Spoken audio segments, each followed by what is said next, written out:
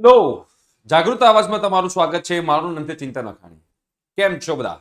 તમે લોકો ગુજરાત બોર્ડના હો કે સીબીએસઈ બોર્ડના હો, તમારા કેટલા માર્ક્સ પર કેટલા પર્સન્ટાઇલ બનશે, કેટલા પર્સન્ટાઇલ પર તમારો કયો રેન્ક બનશે અને તમને કઈ કોલેજની કઈ બ્રાન્ચમાં એડમિશન મળી શકશે, એનું આખું એનાલિસિસ જે છે એવું તમને અહીંયા આગળ કરીને બતાવીશ. અને તમે તમારા મુજબ, તમારા માર્ક્સ મુજબ તમે લોકો આ એનાલિસિસ પર ધ્યાન રાખજો તો તમને લોકોને આઈડિયા આવશે. જો ધ્યાનથી સમજજો. અને બેટા તમને લોકોને વોટ્સએપ ગ્રુપમાં જોડાવાનું બાકી હોય તો ડિસ્ક્રિપ્શન બોક્સમાં વોટ્સએપ ગ્રુપની લિંક છે, એમાં તમે લોકો જોડાઈ જજો. એકવાર જોડાયા તો બીજી વાર જોડાવાની જરૂર નથી. ઓકે, બિકોઝ આપણે ઝૂમ ઉપર વેબિનાર પણ લઈએ છીએ અને વેબિનારની અંદર આપણે સ્ટુડન્ટ્સ અને પેરેન્ટ્સના આન્સર આપીએ છીએ. ઝૂમની અંદર તમે લોકો અમને અનમ્યુટ થઈને તમે લોકો આપણે 1 to 1 તમે લોકો અમને પૂછી શકશો. આ ફેસિલિટી આપણે આપી રહ્યા છીએ. તો જે લોકોને બેટા વોટ્સએપ ગ્રુપમાં જોડાવાનું બાકી હોય ખાસ જોડાઈ જજો. અને એકવાર જોડાયા હોય તો ફરીથી જોડાવાની જરૂર નથી. ઓકે, ચલો. તો બેટા સૌથી પહેલા તો તમારે લોકોએ નક્કી કરવાનું છે કે તમારે ફોર એક્ઝામ્પલ અહીંયા ગુજરાત બોર્ડના સ્ટુડન્ટ છો તો એને જીએસીબી કહીશું આપણે, અને જો સેન્ટ્રલ બોર્ડના હોય તો સીબીએસસી કહીશું. Okay, CBSC. તો યાદ રાખજો અહીંયા આગળ તમારા જે માર્ક્સ ગણવાના છે, માર્ક્સ ઓનલી એન્ડ ઓનલી થિયરીના માર્ક્સ ગણાશે, તમારા પ્રેક્ટિકલના માર્ક્સ નહીં ગણાય. તો તમારે ગુજરાત બોર્ડની અંદર જે પીસીએમ છે એ પીસીએમના તમારા તમે પ્રિડિક્ટ કરી શકો છો કે તમારા એપ્રોક્સિમેટ કેટલા આન્સર, કેટલા માર્ક્સ આવશે. ફોર એક્ઝામ્પલ કોઈ એક સ્ટુડન્ટ છે જેને 275 માર્ક્સ આવે છે આઉટ ઓફ 300, રાઈટ? અને એવી જ રીતે કોઈ સીબીએસસી નો સ્ટુડન્ટ છે તો સીબીએસસી નો સ્ટુડન્ટ હોય તો એને પીસીએમમાં 220 માંથી જજ કરવાના છે કે ધારો કે 220 માંથી એના 190 આવે છે આઉટ ઓફ 220, રાઈટ? બીકોઝ એ લોકોને પ્રેક્ટિકલના માર્ક્સ નથી ગણવાના, ઓનલી એન્ડ ઓનલી થિયરીના માર્ક્સ ગણવાના છે. હવે એવી જ રીતે તમે લોકો ગુજકેટનું પણ ટ્રાય કરો તો ગુજકેટની અંદર તમારે 120 માંથી કેટલા માર્ક્સ છે? ફોર એક્ઝામ્પલ 100 માર્ક્સ આમ થાય છે આઉટ ઓફ 120. અને આ જે સ્ટુડન્ટ જે છે એને ગુજકેટમાં થાય છે સપોઝ 105 આઉટ ઓફ 120, રાઈટ? ગુજકેટની અંદર. તો પહેલા આપણે આ બંનેના પર્સન્ટાઇલ ગણવા પડશે. અને આ પર્સન્ટાઇલ ગણવા માટે આપણી પાસે પર્સન્ટાઇલ ટેબલ છે. એ પર્સન્ટાઇલ ટેબલની લિંક જે છે બેટા હું ડિસ્ક્રિપ્શન બોક્સમાં મૂકી દઉં છું, જેના કારણે તમે લોકોને આઈડિયા આવી જશે કે શું કરવાનું છે. હવે આપણે ગુજરાત બોર્ડની વાત કરીએ તો પીસીએમમાં 300 માંથી કેટલા છે? 275 માર્ક્સ. તો 275 માર્ક્સ હોય પીસીએમ માંથી તો આપણે અહીંયા આગળ જોઈશું. તો જો આ પર્સન્ટાઇલ ટેબલ છે ગુજરાત બોર્ડનું, તો એની લિંક પણ નીચે ડિસ્ક્રિપ્શન બોક્સમાં મૂકી દઉં છું. તો જો આમાં 275 માર્ક્સ છે, આ વિદ્યાર્થીના કેટલા પર્સન્ટાઇલ થાય છે?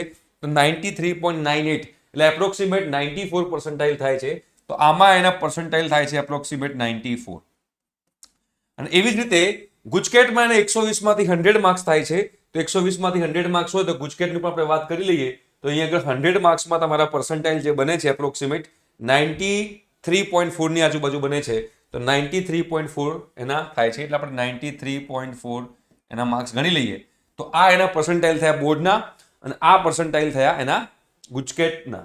હવે આના 50% અને આના 50% તમારે કરવાના છે. તો એપ્રોક્સિમેટલી આપણે જોઈ શકીએ કે આના જે પર્સન્ટાઇલ થશે 93 પોઈન્ટ જે છે એ 1 ની આજુબાજુ થશે, બરોબર છે? 93.5 કે 6 ની આજુબાજુ તમારા પર્સન્ટાઇલ થાય, 93.5. એવી જ રીતે આપણે સીબીએસઈ બોર્ડની વાત કરીએ તો સીબીએસઈ બોર્ડની અંદર પણ 220 માંથી ફોર એક્ઝામ્પલ આ સ્ટુડન્ટના 190 માર્ક્સ થાય છે. તો 190 માટે સીબીએસઈ નું પણ જે છે પર્સન્ટાઇલ ટેબલ છે એ અહીંયા આગળ છે, એની લિંક પણ હું નીચે મૂકી દઈશ. તમારે એમાંથી તમારે જોવું હોય તો તમે જોઈ શકો છો. પણ 190 માર્ક્સ આપણે જોઈશું તો આ વિદ્યાર્થીના પર્સન્ટાઇલ થાય છે, સ્ટુડન્ટના પર્સન્ટાઇલ 90.63 થાય છે. કેટલા થાય છે? 90.63. તો અહીંયા આગળ એના આપણે 90.63 ગણી લઈએ. ઓકે, અને અહીંયા આગળ એના ગુજકેટના 105 માર્ક્સ થાય છે. તો ગુજકેટના 105 માર્ક્સ થતા હોય તો ગુજકેટની અંદર પાછી આપણે વાત કરીએ તો 105 માર્ક્સ પર એના પર્સન્ટાઇલ બને છે એપ્રોક્સિમેટ 96 ની આજુબાજુ. તો અહીંયા આગળ આપણે 96 લખી નાખીએ તો આ જે છે આ સ્ટુડન્ટના પણ તમે જોશો તો લગભગ 93.3 ની આજુબાજુ પર્સન્ટાઇલ થાય છે, બરાબર? 93.3. હવે ઘણા બધા સ્ટુડન્ટ્સને એવો ડાઉટ હોય છે કે સર આની અંદર સીબીએસસી નું અલગ મેરિટ રેન્ક આવશે, ગુજરાત બોર્ડનું અલગ મેરિટ આવશે? ના, બંનેના ભેગું જ મેરિટ આવશે, કોઈનું અલગ મેરિટ નહીં આવે. ગુજરાતની આ કોલેજોની અંદર શું સીબીએસસી ની અલગ સીટ્સ હોય છે, ગુજરાત બોર્ડની અલગ સીટ્સ હોય છે? ના, બધાની કોમન જ હોય છે. કોઈ જગ્યાએ એવું હોતું નથી કે ભાઈ સીબીએસસી ની આટલી સીટ્સ, ગુજરાત બોર્ડની આટલી સીટ્સ, એવું નથી હોતું. કોમન સીટ્સ જ હોય છે. તો આ જે સીબીએસસી નો સ્ટુડન્ટ છે એના પણ 93.3 છે અને આનો 93.5 છે. ઓકે, તો હવે આ જે છે તમે જોશો તો મેરિટ રેન્ક કોનો આગળ આવશે? તો આ વિદ્યાર્થીનો, કે આના કરતા આના પર્સન્ટાઇલ વધારે છે તો આનો રેન્ક આગળ આવે. હવે તમને આ પર્સન્ટાઇલ પર કઈ કોલેજમાં એડમિશન મળી શકે? ફોર એક્ઝામ્પલ તમે કોમ્પ્યુટર એન્જિનિયરિંગ ટાર્ગેટ કરી રહ્યા છો, કોમ્પ્યુટર એન્જિનિયરિંગ, રાઈટ? તમે કોમ્પ્યુટર એન્જિનિયરિંગ, બંને વિદ્યાર્થીને કોમ્પ્યુટર એન્જિનિયરિંગમાં જવાની ઈચ્છા છે.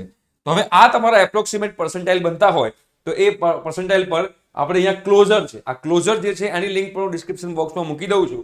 એમાં for example 93% I hope so કે તમને લોકોને કહેવાય ને કે જીઈસી ગાંધીનગર જે છે ગવર્મેન્ટ એન્જિનિયરિંગ કોલેજ ગાંધીનગરની અંદર મળવાના ચાન્સીસ છે.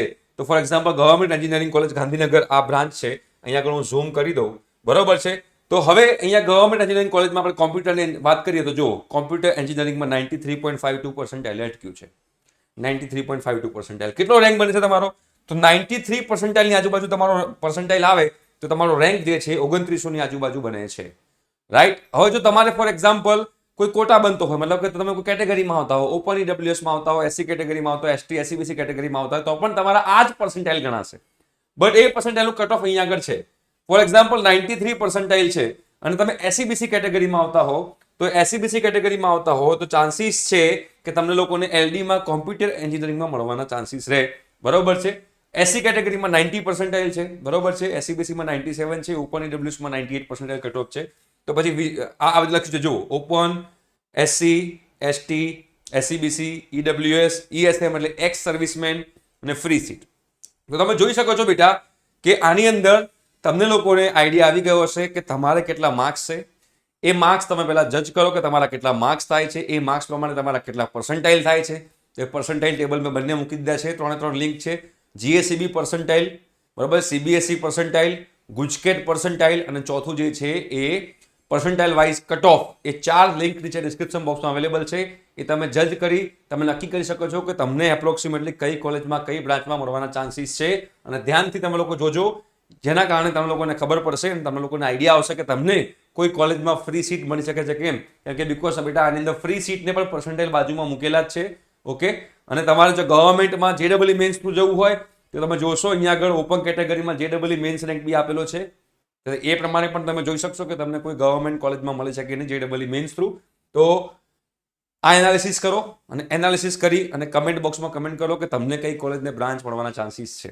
ઠીક છે, thank you so much, by.